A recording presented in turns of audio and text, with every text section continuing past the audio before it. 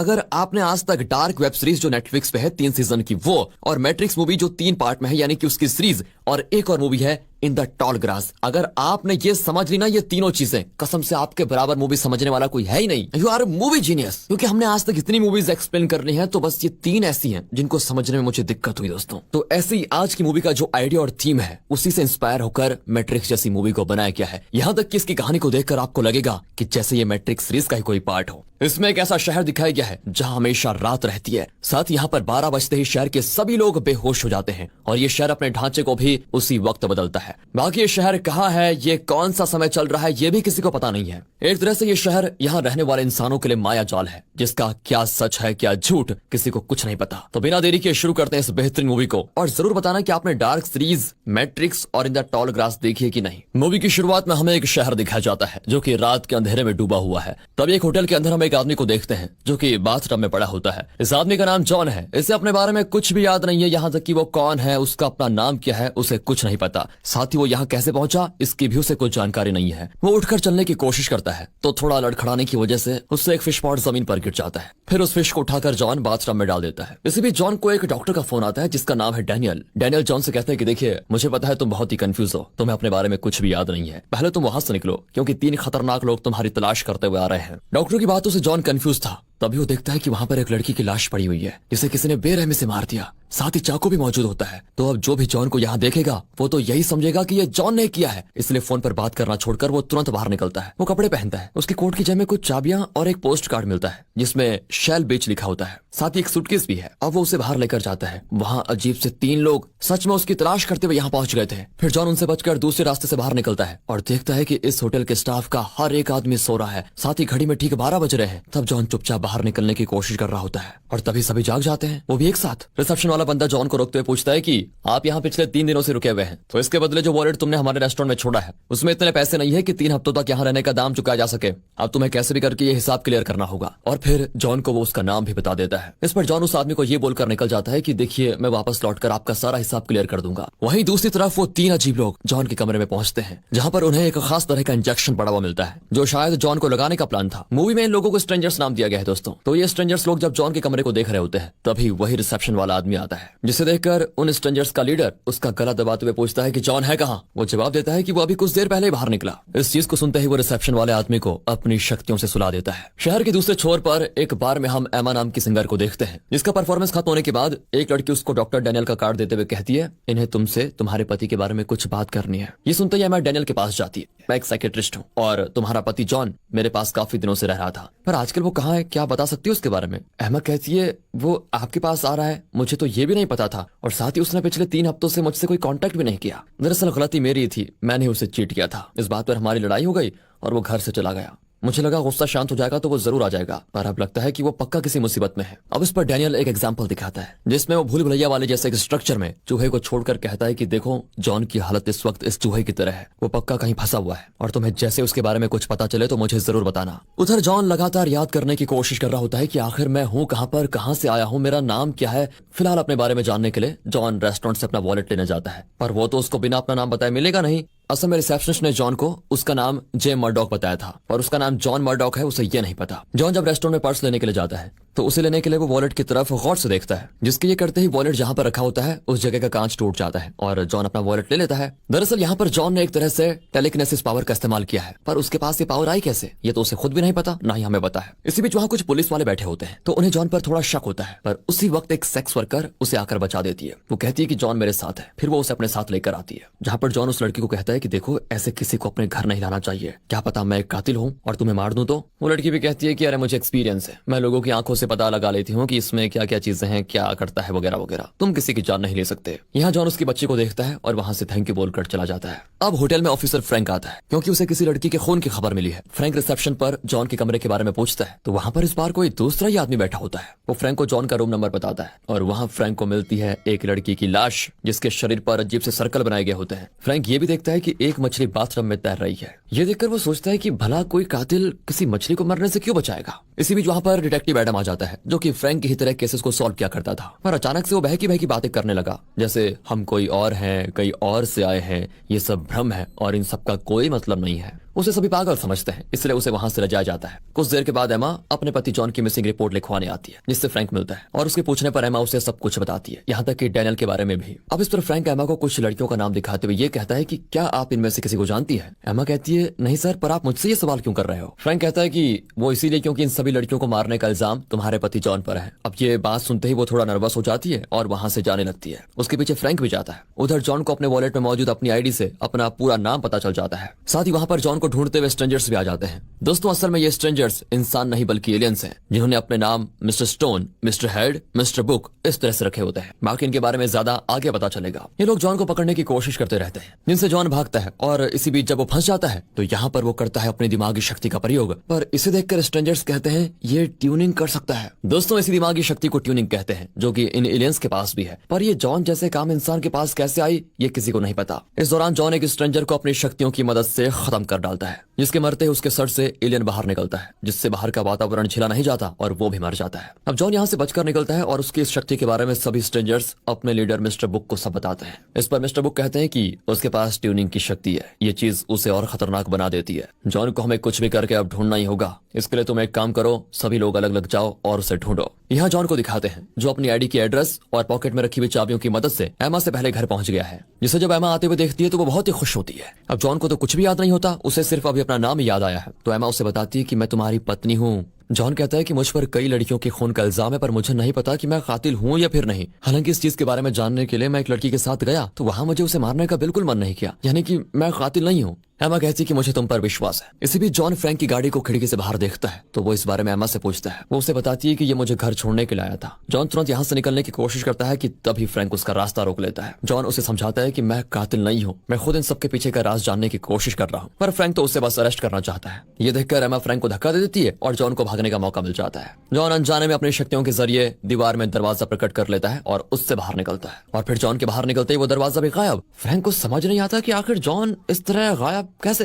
अब एमा ने फ्रैंक और जॉन दोनों को ही डैनियल के बारे में बताया था, तो फ्रैंक डैनियल से पूछताछ करने पहुंच जाता है। फिर उनके बीच कुछ बातें होती है तो डैनियल वहां से चला जाता है। पर इस दौरान जॉन डैनियल का पीछा कर रहा होता है, जो कि एक पूल में जाता है। वहां पर डैनियल से मिलने के लिए मिस्टर हैंड आए होते हैं। वो डैनियल से कहते हैं कि आखिर जॉन के ऊपर तुम्हारे इंजेक्शन का असर क्यों हुआ और उसके अंदर ट्यूनिंग की शक्ति कैसे आई। यहाँ हम समझ पाते हैं कि डैनियल इन एलियंस के लिए काम कर रहा है, जो किसी तरह का एक्सपेरिमेंट कर रहा है। डैनियल बताता है कि उसके अंदर ये शक्ति अपने आप विकसित हुई है। यही वजह है कि जब मैं उसके अंदर एक सीरियल किलर की पर्सनैलिटी डाल रहा था तो उसे होश आ गया और उसने ट्यूनिंग शक्ति का इस्तेमाल किया। यहाँ डैनियल मिस्टर हैंड से डरकर पानी के अंदर ही था। असल में होता यह है कि इन एलियंस को पानी से डर लगता है, इसलिए डैनियल पानी के अंदर था ताकि एलियन उसको कोई नुकसान न पहुंचा पाए। मिस्टर हैंड डैनियल से कहता है कि देखो तुम्हारे पास जॉन की यादों का जो इम्प्रिंट है उसकी हमें जरूरत है, और ये कहकर वो चला जाता है। ये सारी चीजें वहां छिपा जॉन चुपचाप देख रहा था ताकि वो समझ पाए कि यहाँ चल क्या रहा है। इसी बीच फ्रैंक एडम से मिलने जाता है, जिसकी पत्नी फ्रैंक को बताती है कि एडम बिल्कुल पागल हो चुका है, उसने खुद को कमरे में बंद कर लिया। फ्रैंक एडम से मिलता है और उसे इस केस में मदद करने के लिए कहता है। एडम बोलता है कि ये केस वगैरह सब कुछ धोखा है,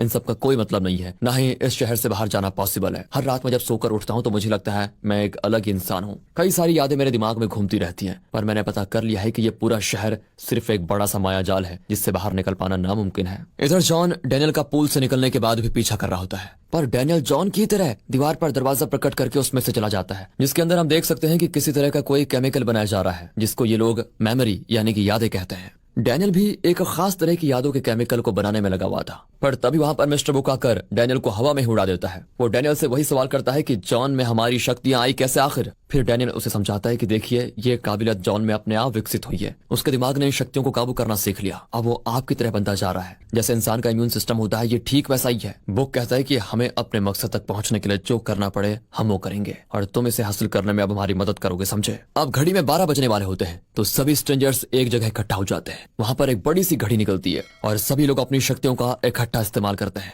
12 बजते ही शहर के सभी लोग बेहोश हो जाते हैं। गाड़ियां, ट्रेन, बस वगैरह सब कुछ रुक जाती है। हर तरफ सिर्फ सन्नाटा था। इसी दौरान वो स्ट्रेंजर्स डैनियल के साथ मिलकर लोगों की यादों को पूरी तरह बदलने का काम करते हैं। साथ ही शहर के ढांचे को टेलीपैथिक पावर की मदद से पूरी तरह बदला जाता है। गरीब अमीर बन जाता है, अमीर गरीब। हर इंसान की बेहोशी के दौरान डैनियल कुछ लोगों की यादों को दूसरे की यादों से बदल देता है, यानी कि जब वो जागेंगे तो उनकी यादें बदल चुकी होंगी, उनकी जिंदगी, उनका काम सब कुछ बदल चुका होगा। इसे आप ऐसे समझ सकते हैं जैसे हम कंप्यूटर्स के डाटा को आपस में बदल दें, ठीक वैसा ही दोस्तों। लेकिन इंसानी दिमाग कोई कंप्यूटर की तरह तो होता है, लेकिन उनके दिमाग में यादों के कुछ हिस्से या झलकियां रह जाती है। इसी वजह से कुछ लोगों को शक होता है और वो थोड़े कंफ्यूज रहते हैं। अब ये जो सभी लोग बेहोश हुए थे, इन सब में से जॉन ही इकलौता ऐसा इंसान था जो होश में था। वो डैनियल को अकेले में पकड़कर उससे अपने सवालों के जवाब जानने की कोशिश करता है। डैनियल उससे कहता है कि मैं तुम्हारी मदद करना चाहता हूँ, मैं तुम्हें इन शक्तियों को कैसे इस्तेमाल करना है ये सिखा सकता हूँ। पर जॉन को उस पर विश्वास नहीं होता, इसलिए वो स्ट्रेंजर्स के बहाने पर चला जाता है। इसके बाद फिर सब कुछ नॉर्मल हो जाता है, पूरा शहर होश में आता है। लेकिन कुछ लोगों की जिंदगी पूरी तरह से बदल चुकी होती है,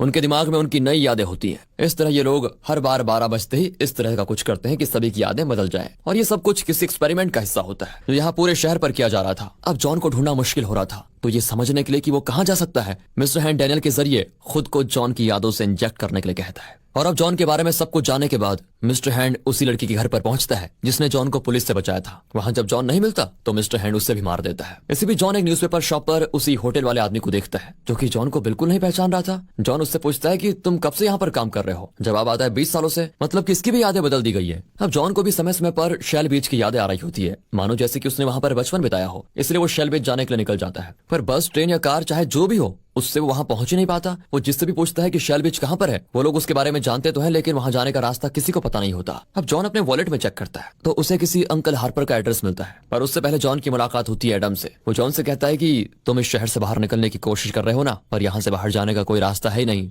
मैं पहले भी कोशिश कर चुका हूँ, हम सभी को कैद कर दिया गया है, इसलिए इन सबसे आजाद होने का एक ही रास्ता नजर आता है मुझे, वो है मौत। इतना कहकर एडम ट्रेन के आगे कूदकर अपनी जान दे देता है, जो देखकर जॉन पूरी तरह से हैरान था। फिलहाल वो अपने सवालों के जवाब को पाने के लिए हार्पर के पास जाता है जो कि एक बूढ़ा आदमी है। वो जॉन को देखकर काफी खुश भी होता है। उससे जॉन अपने बारे में कई सवाल करता है, जिस पर हार्पर उसे उसकी बचपन की फोटोज दिखाता है और बताता है कि तुम्हारा बचपन शेल बीच पर बीता है। फिर तुम्हारे पिता तुम्हें और तुम्हारी माँ को लेकर इस जगह पर आ गए। फिर एक दिन घर में आग लगने की वजह से तुम्हारे माता पिता की मौत हो गई, पर मैंने तुम्हें बचा लिया और फिर मैंने ही तुम्हें बड़ा किया है। वो जॉन की तस्वीर में उसके हाथ के जलने का निशान भी दिखाता है, जो कि जॉन के हाथ में नहीं होता, यानी कि जॉन की यादें ही नकली थी। साथ ही हार्पर को भी शेल बीच जाने का रास्ता नहीं पता था। इस दौरान जॉन के बताए अनुसार एमा उसी लड़की के घर जाती है जिसने जॉन को पुलिस से बचाया था। वहाँ एमा को उस लड़की की लाश मिलती है। तभी उस जगह उसका पीछा करते हुए फ्रैंक भी पहुंच जाता है। यहाँ पर उस औरत की बच्ची भी एमा को दिखती है तो वो उसे संभालती है। इसी वक्त हार्पर भी एमा को फोन करके बताता है कि जॉन मेरे पास आया है, जिस बात का पता जॉन को भी लग जाता है कि ये एमा को बता रहा है और इसलिए जॉन वहां से जल्दी निकल जाता है। अब इस दौरान फिर से 12 बजते हैं, मतलब कि 3 बार 12 बजने पर भी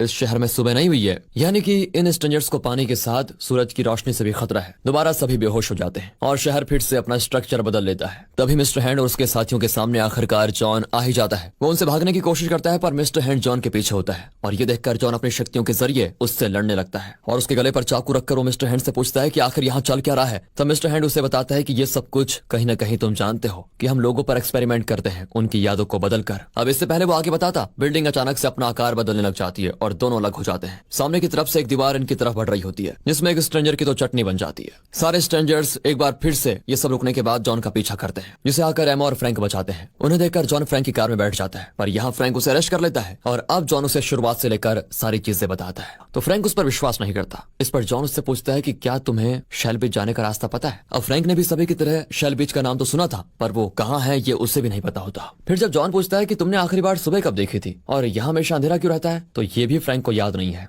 जॉन उसे एडम के बारे में बताते हुए अपनी शक्ति का एक नमूना दिखाता है, जिसमें वो एक बुक को हवा में उठाकर दिखाता है। अब ये देखकर तो फ्रैंक हैरान रह जाता है कि इसके अंदर सच में कुछ जरूर है। वो जाकर पुलिस स्टेशन का रिकॉर्ड चेक करता है तो फ्रैंक को भी इस रियलिटी पर शक होने लग जाता है। इसी बीच वहां पर एंट्री होती है मिस्टर हैंड की, जो जॉन के लिए यहाँ पर आया होता है, पर उसके पहुंचने से पहले ही फ्रैंक जॉन को लेकर निकल चुका था। ये दोनों डैनियल को किडनैप कर लेते हैं, जो वही सब बातें दोहराता है कि मैं तुम्हें इन शक्तियों का प्रयोग करना सिखाऊंगा क्योंकि तुम ही हमारी आखिरी उम्मीद हो। मैंने ही तुम्हें ये अलग मेमोरी इंजेक्ट करके ये शक्तियां तुम्हें दी है, अब तुम ही सब कुछ रोक सकते हो। लेकिन जॉन उससे यहाँ शेल बीच के बारे में पूछता है। डैनियल कहता है कि यहाँ कोई समुद्र है ही नहीं, तो बीच कहाँ से होगा। ये लोग फिर भी उससे रास्ता पूछते हुए आगे बढ़ जाते हैं। शहर से बाहर निकलने वाला पुल, लेकिन ये तो बीच से टूटा हुआ होता है, इसलिए ये लोग बोट में बैठकर पानी में उतर जाते हैं। यहाँ जाकर डैनियल असली सच्चाई बताना शुरू करता है। वो कहता है कि असल में ये जो स्ट्रेंजर्स हैं वो एलियंस हैं, जिन्हें न जाने अचानक क्या हुआ और ये लोग बाहरी माहौल में जिंदा ही नहीं रह पा रहे थे, इसीलिए ये एलियंस इंसानों की लाश में रहते हैं, यानी कि जो मर चुका है उस इंसान के शरीर में। इन लोगों ने पृथ्वी से कई इंसानों को अगवा किया है और इस शहर को बनाया।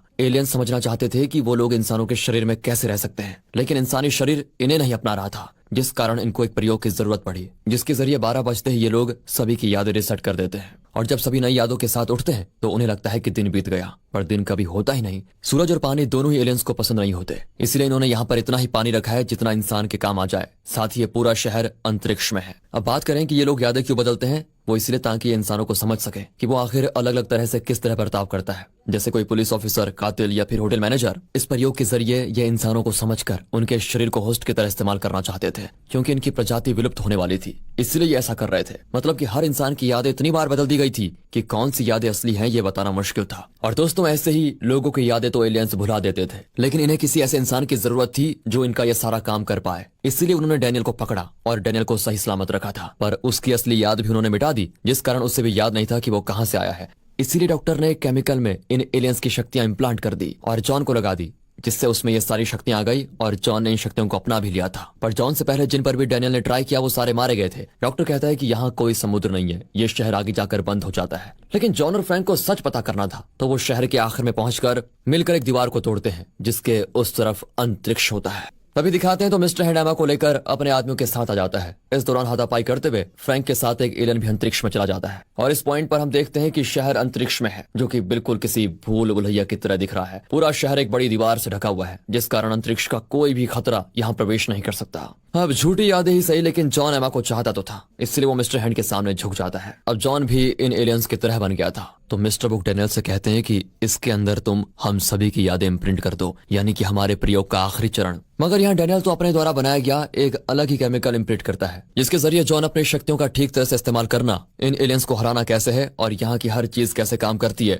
वो सब कुछ सिखा दिया होता है। यानी ये सारी जानकारी जॉन के दिमाग में स्टोर हो गई थी। तो बस अब जॉन जागते ही अपनी शक्तियों का पूरी तरह से इस्तेमाल करके सारे एलियंस को भगा देता है। मिस्टर बुक और उसकी काफी लंबी लड़ाई होती है, पर उससे भी जॉन एक चाकू से मार देता है। वो पूरे शहर को ही पूरी तरह बदल देता है और अपने शहर को सूरज के पास लेकर जाता है, जिससे पहली बार यहाँ दिन होता है। साथ ही वो समुद्र भी बना देता है। लेकिन मिस्टर हैंड अभी भी बचा हुआ है। वो जॉन से पूछता है कि कैसा लग रहा है तुम्हें हमारी शक्तियों को पाकर। जॉन बोलता है कि तुम लोग यादों को पकड़े हुए थे, इसलिए नाकामयाब हुए। तुम्हें अगर इंसानों को समझना है तो उसके दिमाग और एहसास दोनों को समझो, ये करते तो कामयाब होते। फिर जॉन उसे भी खत्म कर देता है। और अब ये लोग हैं कौन, कहाँ से आए हैं, ये किसी को नहीं पता, तो अब सभी यहीं पर रह रहे हैं। इन सब में आखिरी बार एमा की याददाश्त बदल दी गई थी और अब वो एमा नहीं बल्कि अना है। असल में सब कुछ तबाह हो गया था, तो डैनियल उसकी पुरानी यादें लौटा नहीं पाता। इस कारण जॉन अना से जाकर शेल बीच का रास्ता पूछता है, जो कि पास ही में था। वो कहती है कि मैं भी वहीं जा रही हूँ, चलो साथ चलते हैं। और दोस्तों, इसी के साथ ये कुछ हटके मूवी खत्म होती है।